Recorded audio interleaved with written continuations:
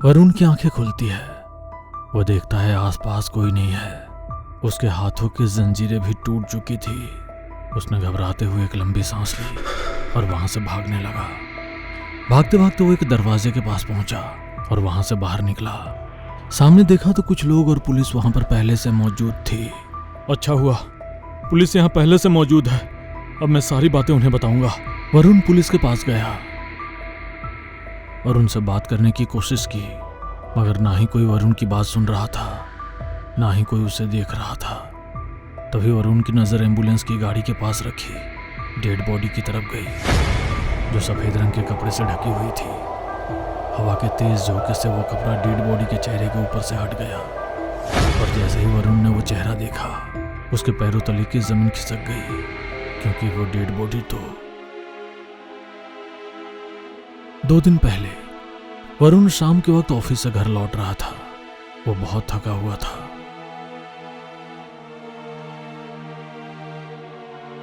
घर आकर उसने अपने ऑफिस का बैग साइड में रखा और सोफे पर बैठ गया।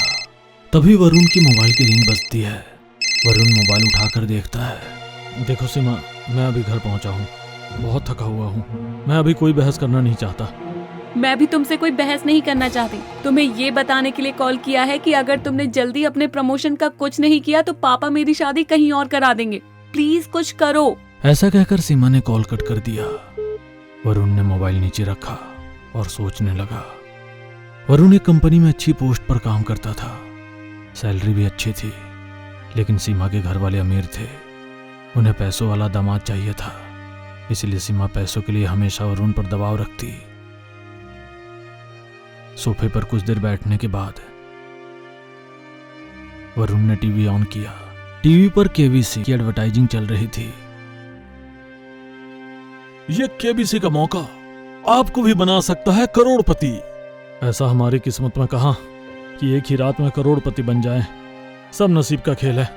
काश हमें भी ऐसा कोई एक मौका मिल जाए जो हमारी किस्मत के तारे चमका दे। कम से कम सीमा के घर वाले तो मान जाएं शादी के लिए। ऐसा कहकर वरुण ने चैनल चेंज किया। तभी वरुण के घर की डोरबेल बजी। वरुण ने सोचा, इस वक्त इतनी रात को कौन हो सकता है।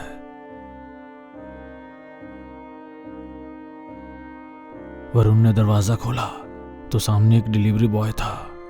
उसके हाथ में एक बॉक्स था।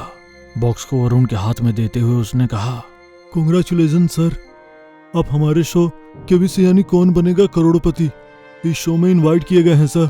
वरुण बॉक्स को देखता रह गया। उसने जब सामने देखा तो वहां पर कोई नहीं था। उसे लगा शायद डिलीवरी बॉय चला गया होगा। यह सोचकर वरुण ने बॉक्स अंदर लिया और उसे खोलकर देखा। बॉक्स के अंदर एक गिफ्ट था और केबीसी के शो का इनविटेशन कार्ड भी था। इनविटेशन कार्ड पर स्टूडियो का एड्रेस और टाइम लिखा हुआ था। वरुण को लगा शायद उसके साथ कोई मजाक कर रहा है। फिर उसे लगा कि शायद उसका लक अच्छा है कि उसे करोड़पति बनने का मौका मिला है। वरुण मन ही मन बहुत खुश हुआ। अगले दिन जब वो उठा तो उसे यकीन नहीं आया कि उसे सच में केबीसी के लिए इनविटेशन आया है। उसे लगा ये उसका कोई सपना तो नहीं था। वो बेडरूम से बाहर आया तो सामने टेबल पर वही बॉक्स पड़ा हुआ था। वरुण ने इनविटेशन कार्ड उठाया और वहां जाने की तैयारी करने लगा। रात को अपनी गाड़ी लेकर उस स्टूडियो की तरफ निकला।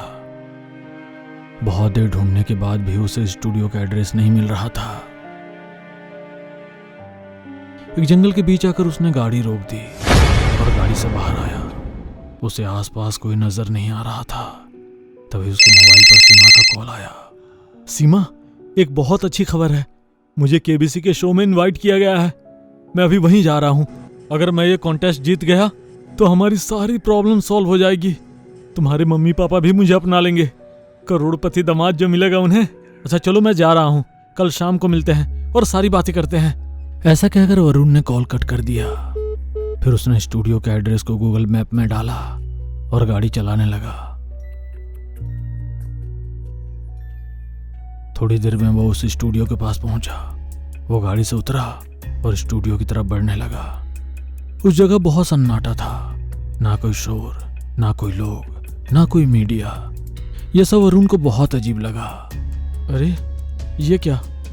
मैंने तो सोचा था कि इतना बड़ा शो है तो बहुत सारे लोग होंगे, मीडिया होगी, पर यहाँ तो कुछ भी नहीं है। सच में मुझे इसी शो का ऑफर आया है या किसी ने मेरे साथ मजाक किया है? लेकिन उस बॉक्स में केबीसी का इनविटेशन कार्ड भी तो था। वरुण ये सब सोच ही रहा था कि उसके सामने एक आदमी आ गया जिसने सफेद शर्ट, ब्लैक पैंट और लाल रंग की टाई पहनी थी। Hello Arun sir, welcome. हम आपका ही इंतजार कर रहे थे। तुम कौन हो और मेरा नाम कैसे जानते हो? सर, मेरा नाम सुजय है और मैं इस शो में गार्ड का काम करता हूँ। लोगों को उनकी मंजिल तक पहुँचाता हूँ। मुझे आपको लाने के लिए भेजा है। वरुण बिना कुछ सोचे समझे उसके साथ अंदर चला गया। अंदर स्टूडियो में भी काफी सन्नाटा था। चारों तरफ रोशनी थी पर कोई इंसान नजर नहीं आ रहा था। अरे भाई, यहाँ इतनी शांति क्यों है? कोई नजर नहीं आ रहा हम दोनों के सिवा। और तुम यहाँ पर कितने सालों से काम करते हो? सुजय ने कोई जवाब नहीं दिया। वो बस सामने चलता रहा। वरुण को ये बातें बहुत अजीब लगी। थोड़ी देर चलने के बाद सुजय ने वरुण को एक दरवाजा दिखाया और वहां जाने के लिए इशारा किया। वरुण 2-3 कदम आगे आया और फिर उसने पीछे मुड़कर देखा तो वहां कोई नहीं था। एक पल के लिए जैसे वरुण की सांसें थम सी गई। वो थोड़ा घबरा गया और सोचा कि इतनी जल्दी सुजय कहाँ चला गया। फिर वरुण ने गहरी सांस ली और सारी बातों को नजरअंदाज करके वो दरवाजे की तरफ बढ़ा। जैसे ही वह दरवाजे के पास पहुंचा उसने दरवाजा खोला। अंदर अंधेरा था। वरुण ने आवाज लगाई, कोई है यहाँ पर? हेलो। तभी वरुण के ऊपर एक फ्लैश लगी। Hello mister Varun, welcome. हम आपका ही इंतजार कर रहे थे। आइए आइए। वरुण ने स्टूडियो के बीच में चेयर पर बैठे एक इंसान को देखा जो पीठ के बल बैठा था। वरुण उस इंसान की तरफ बढ़ने लगा। वरुण जैसे ही स्टूडियो के बीच पहुंचा बाकी की सारी लाइट्स ऑन हो गई। आसपास कुछ लोग भी बैठे नजर आए। उसने अपने आसपास के लोगों को देखा। एक कैमरामैन भी था जो कैमरा की ओर आंख जमाए बैठा था। आपका बहुत स्वागत है हमारे इस शो में। मैं आशा करता हूं कि आपको हमारा शो इतना पसंद आएगा कि आप यहां से वापस नहीं जाएंगे। हाँ, शो तो आपका बहुत अच्छा है। ठीक है, फिर तो अब हम ये शो शुरू करते हैं। ऐसा कहकर उसने वरुण को बैठने के लिए कहा और गेम के रूल्स बताने लगा। इस शो में आपको कुछ सवाल पूछे जाएंगे, लेकिन सबसे इम्पोर्टेंट रूल ये है कि आप ये गेम बीच में नहीं छोड़ सकते, क्योंकि ये गेम कौन खेलेगा ये सिर्फ मैं चुनता हूँ। ऐसा कहकर वो जोर जोर से हंसने लगा। उसका इस तरह से बात करना वरुण के दिल में डर बढ़ा रहा था। फिर भी पैसों के लिए वरुण जैसे तैसे मान गया। उसने आसपास बैठे लोगों को देखा। सब लोग चुपचाप बैठे थे। ना कोई किसी से बात कर रहा था, ना कोई हलचल। गेम शुरू हुआ। कैमरामैन ने कैमरा वरुण और एंकर की ओर घुमाया और खेल शुरू हो गया। एंकर ने सवाल पूछना शुरू किया। सो मिस्टर वरुण, बताइए, इन 4 जगहों में से कौन सी जगह भूतिया खंडहर के नाम से जानी जाती है? ऑप्शन 1 भानगढ़ किला, ऑप्शन 2 कुलधरा गांव, ऑप्शन 3 नाहरगढ़ किला, ऑप्शन 4 ये सब ऑप्शन सही है। वरुण ने सोचकर बताया कि सारे ऑप्शन सही हैं। एंकर ने पूछा, क्या हम जवाब को लॉक करें? वरुण ने हाँ में सर हिलाया। वरुण का जवाब सही था। एंकर हंसते हुए बोला। वरुण बहुत खुश हुआ और कम से कम खेल की शुरुआत तो हुई। इसी तरह से खेल आगे बढ़ता चला गया और वरुण सारे सवालों के जवाब सही देता और पैसे जीतता रहा। खेलते खेलते वरुण 25 लाख के सवाल पर आ पहुंचा। वो मन ही मन सारे प्रॉब्लम सॉल्व हो जाएंगे यही सोच रहा था। तभी एंकर ने वरुण से पूछा कि क्या आप आगे खेलना चाहेंगे?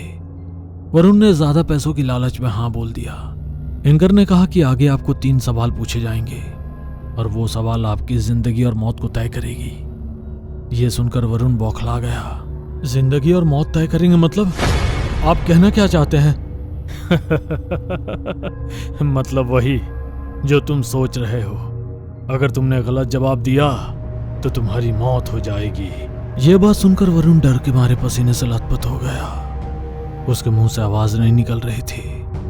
उसे समझ नहीं आ रहा था कि वो क्या करे। उसने डर कर वहां से भाग जाने का सोचा, लेकिन जैसे ही उसने उठने की कोशिश की तो देखा कि उसके हाथ और पैर कुर्सी से लगी जंजीर से बंधे हुए हैं। मुझे छोड़ दो, मुझे जाने दो, मुझे कोई खेल नहीं खेलना, मुझे कोई पैसे नहीं चाहिए, मुझे बस यहाँ से जाने दो।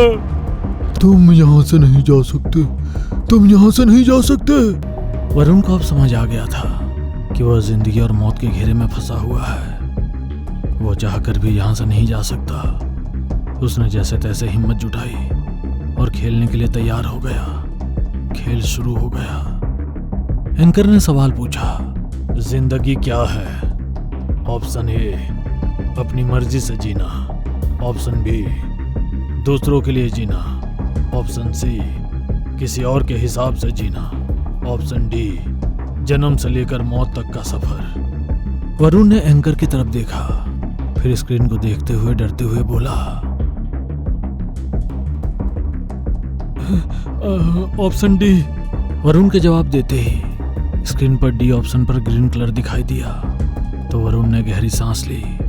दूसरा सवाल, ऐसी कौन सी चीज है जिसे इंसान चाहकर भी टाल नहीं सकता? ऑप्शन ए, जन्म। ऑप्शन बी, हादसे। ऑप्शन सी, भाग्य का लिखा। ऑप्शन डी, मौत। वरुण ने जवाब दिया डी, यानी मौत। वरुण का जवाब फिर सही था। जवाब सुन एंकर फिर जोर जोर से हंसने लगा। अब वो वरुण को आखिरी सवाल का जवाब देना था। वरुण को लगा अगर वो आखिरी जवाब सही देगा तो इस मौत के खेल से छूट जाएगा। एंकर ने सवाल पूछा, वरुण मिश्रा, यानी आपकी मौत कब होगी?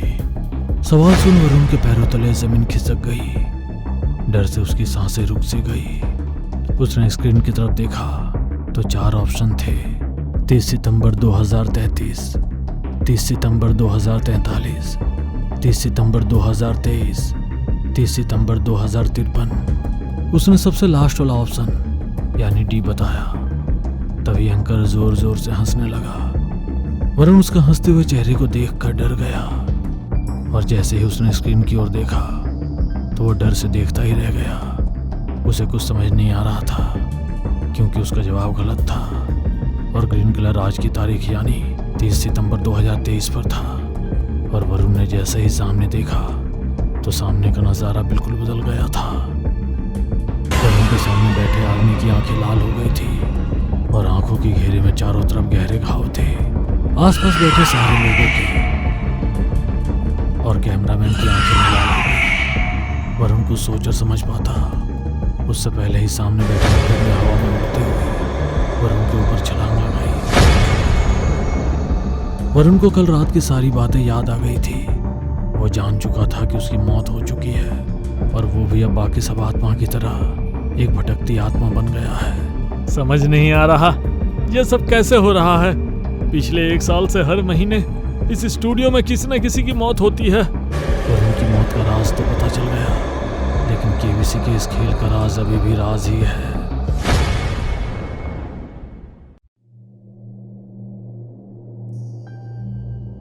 और दोस्तों, क्या टॉक शॉक हो रही है? कुछ नहीं, शैतान को ही याद किया था कि तू आ गया। वैसे अच्छा हुआ तू आ गया। चल दारू पिला। अबे दारू छोड़ दी हमने। वैसे भी दारू पीना बुरी बात होती है। दारू पीने से लीवर सड़ जाता है और एक बार जो लीवर खराब हो गया तो तेरी टाएं टाएं फीस ही समझो। अगर तुम ऐसा बोल रहे हो तो ठीक है, आज से मेरा भी दारू बंद। अबे चल झूठे मक्कार आदमी, तू कल फिर बदल जाएगा। अरे यार कसम से नहीं बदलूंगा मैं। ऐसा है तो चल फिर तू कसम खा ही ले कि आज के बाद कभी भी दारू नहीं पिएगा।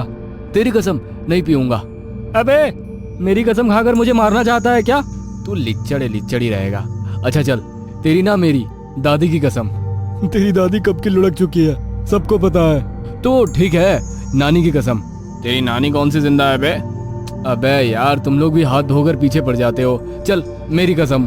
खुद की कसम खाने की जरूरत नहीं है, किसी ब्लैक या व्हाइट डॉगी की कसम खा ले। ब्लैक एंड व्हाइट डॉगी की कसम। यार विवेक, बड़ी खुशी के साथ कहना पड़ रहा है कि एक बंदा सच में कम हो गया है। चल अब जल्दी से 3 पैक बना ले। अबे ये क्या है, कैसा पैक? अबे हमारे पास केवल 1 बोतल दारू है। 1 बोतल दारू बंदे 4। ये तो बहुत नाइंसाफी है ना। तो तेरी कुर्बानी ले ली गई है। अबे भाड़ में गई ऐसी कुर्बानी, भाड़ में गया ब्लैक एंड व्हाइट डॉगी। मेरा भी पैक बनाओ बस। हंसी मजाक बहुत हो गया, अब बोलो कहाँ चलना है? हम मेरे मामा के बंगलो चल रहे हैं, चाबी साथ लाया हूँ।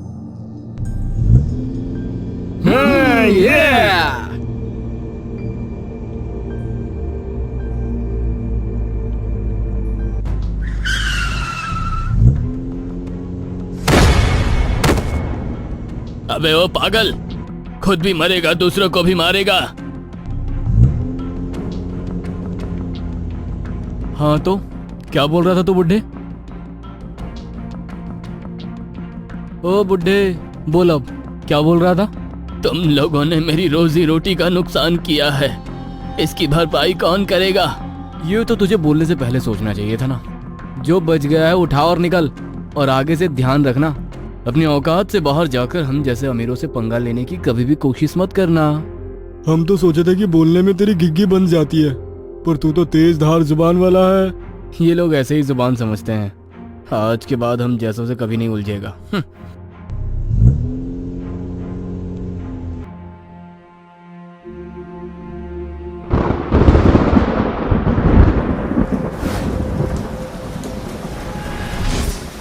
तुम अमीर लोगों ने आज एक गरीब को दर्द दिया है, अब परमात्मा तुम लोगों को सबक सिखाएगा।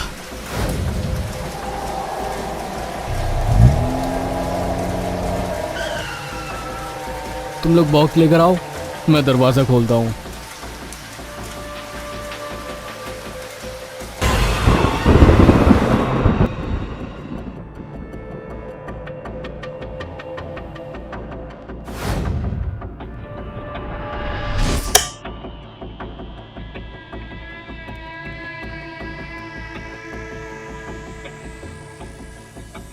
तो दोस्तों ड्रिंक पार्टी शुरू करें, बॉक्स खोलें। आशीष चखना कहाँ रखा है? ओह शिट, सॉरी यार, मैं चखना लाना तो भूल ही गया। तेरा हर बार का यही रोना है। कोई ना, भूल चूक हो जाती है। विवेक तू म्यूजिक चालू कर, मैं चखना ऑर्डर करता हूँ। लेकिन इतनी रात को चखना कौन लेकर देगा? पिज्ज़ा वाला, एक वही है जो इतनी रात को चखना ला सकता है। Hello pizza hub. सर बोलिए। जी मुझे क्रॉस रोड बंगलो नंबर 8 में एक पिज्ज़ा चाहिए। ओके सर, आपका ऑर्डर 15 मिनट में मिल जाएगा। सर क्या आप मेरी डिलीवरी बॉय से बात करवा सकते हैं? जी श्योर। दिनेश लाइन पर आओ। यस सर, मेरा नाम दिनेश है। कहिए। दिनेश मेरे भाई, मेरी एक बात ध्यान से सुनना। जो पिज्ज़ा तू हमारे लिए लेकर आने वाला है ना, वो चाहे तू ही खा लेना, पर तू बस हमारे लिए चखना का अरेंजमेंट कर दे। उसके पैसे ले जाना, अलग से 500 की टिप भी ले जाना। Okay sir.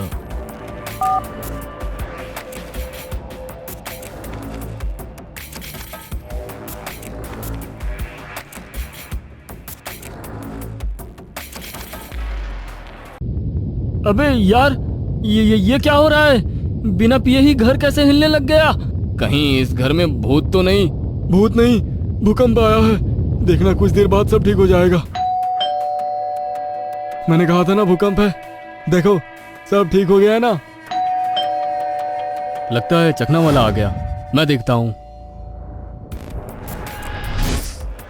सर आपने चखना और पिज्ज़ा ऑर्डर किया था, ये लीजिए बिल।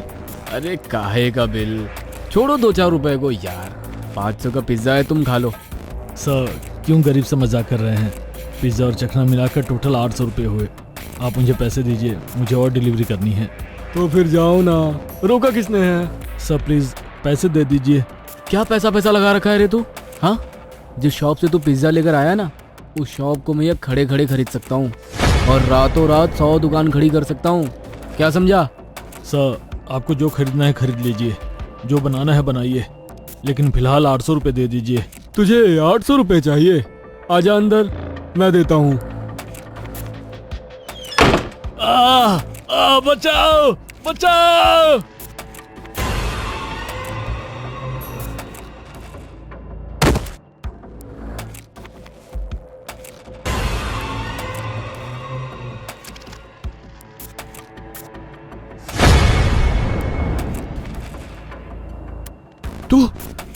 तुझे तो हम बाहर, तू अंदर कैसे आया?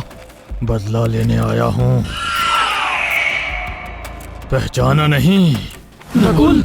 नकुल, हाँ मैं। लेकिन तुम तो मर चुके हो। हाँ, मर चुका हूँ, लेकिन मेरे मरने का कारण तो तुम चारों अमीर बिगड़ैल घमंडी लड़के ही थे। उस दिन भी तुम लोगों ने मेरे साथ वही किया था जो आज किया। याद है ना तुम सबको कि भूल गए?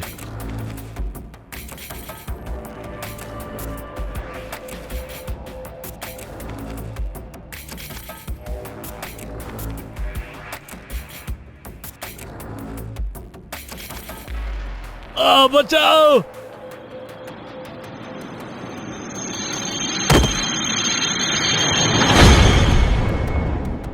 हमें माफ कर दो नकुल, हमसे बहुत बड़ी गलती हो गई।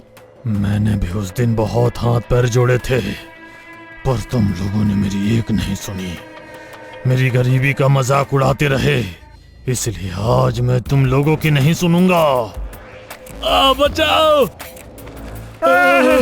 बचाओ बचाओ बचाओ बचाओ। तुम लोग कितना भी चिल्लाओ, गला फाड़ लो, लेकिन कोई भी बचाने के लिए नहीं आने वाला, क्योंकि आज तुम चारों घमंडी लोगों की मौत निश्चित है। परमात्मा ने इंसाफ कर दिया। बचाओ बचाओ बचाओ बचाओ।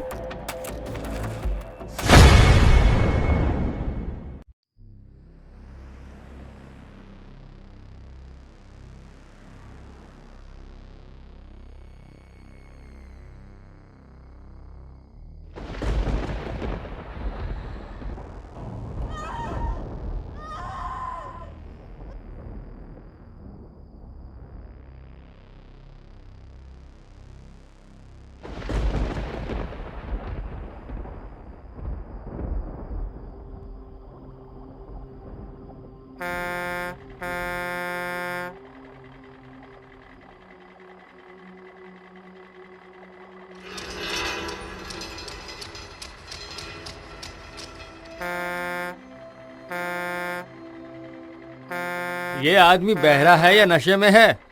अबे ओ पागल, मरना चाहता है क्या? बीच रोड से हट जा वरना ट्रक चढ़ा देंगे। अबे सुनाई नहीं दिया क्या? कालिया, ये पक्का बहरा है, जा सामने से हटा करा। ठीक है भाई, जैसा तू बोले।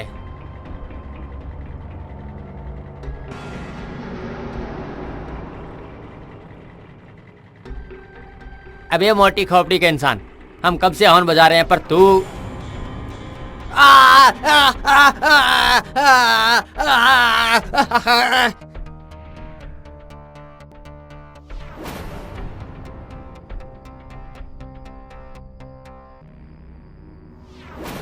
अबे ओए, ये क्या कर रहा तू? भूपेंद्र सिंह,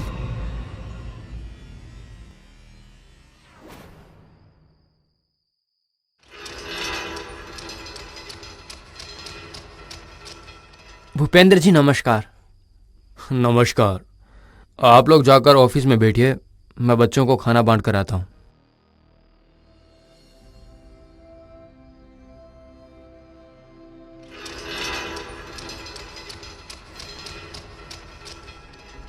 भूपेंद्र जी ये हैं। इन्हें कौन नहीं जानता है, ये हमारे बदलापुर के सबसे बड़े बिल्डर धनराज सेठ जी हैं।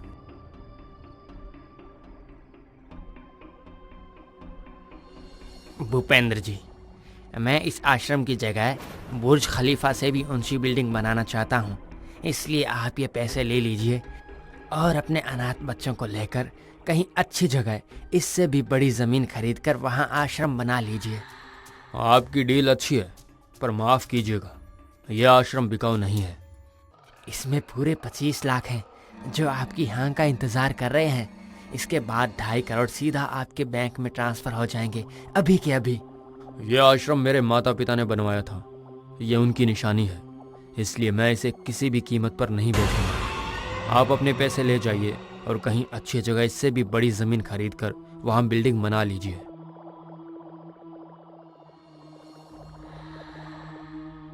सर, जब तक बूढ़ा जिंदा है हमें आश्रम नहीं मिलेगा, क्योंकि बूढ़ा जिस मिट्टी का बना है मुझे नहीं लगता वो कभी आश्रम बेचेगा। मार दो उसे।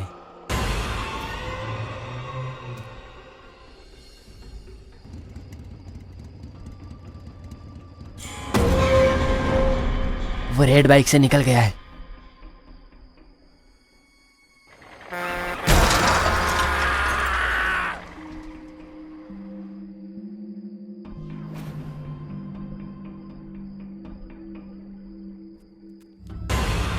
काम हो गया सरकार।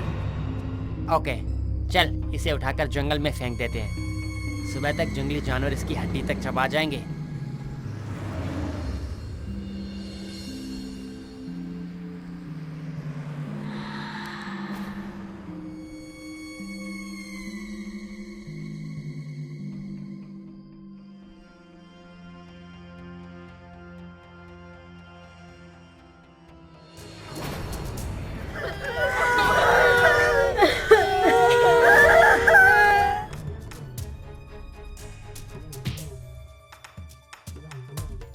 जिंदा है।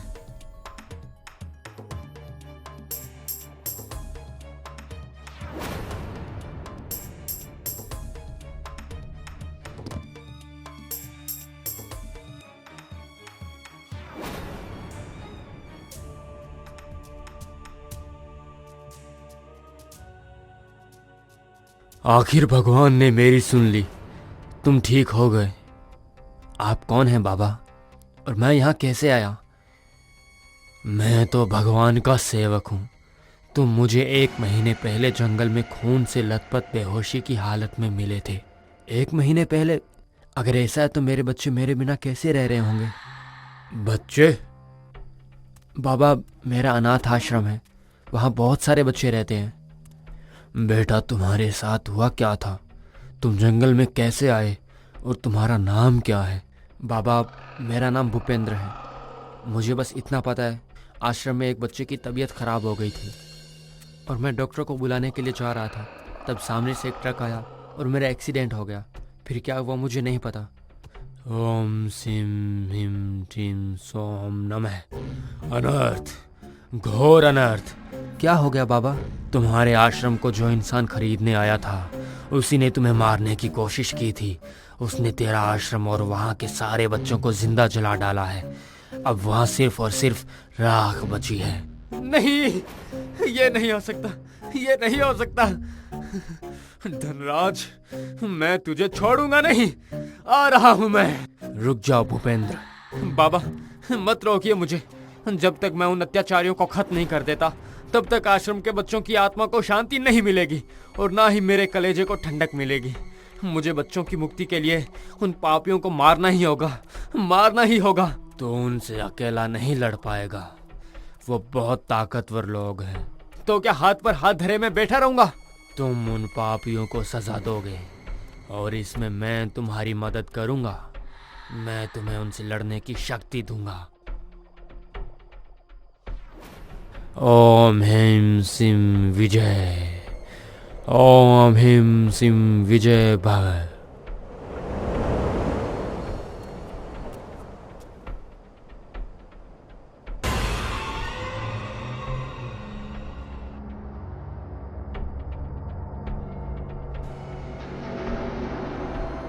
सर, आश्रम के डॉक्यूमेंट्स रेडी हो गए हैं।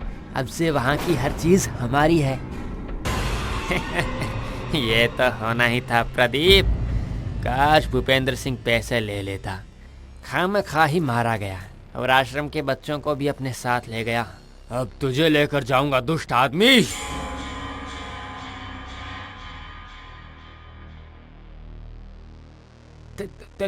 तू तो मर गया था, फिर जिंदा कैसे हो गया? मत भूल, मारने वाले से बचाने वाला बड़ा होता है।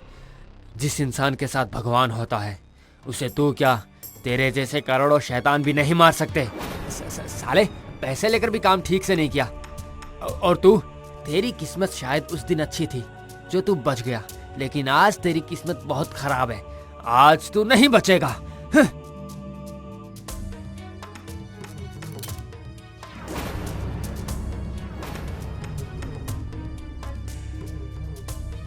भागने की बड़ी जल्दी है ना तुझे?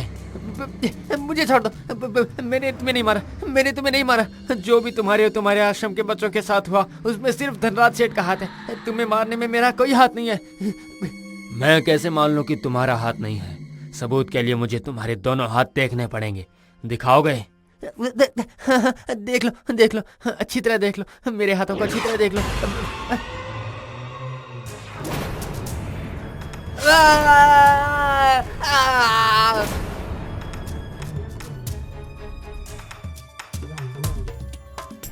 मुझसे गलती हो गई, मुझे माफ कर दो।